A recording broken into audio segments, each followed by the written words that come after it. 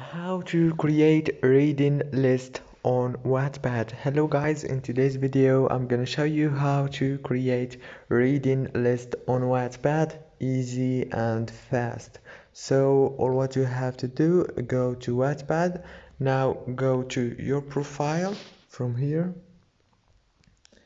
This is my profile. Now go down until you find the reading list option and click on those three dots here and click create a reading list.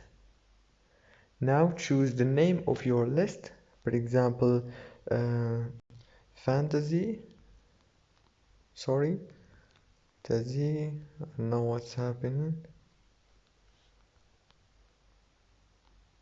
And after you finish, click create, and now it's created. You can choose the story that you want to add and click here. Don't forget to like and subscribe.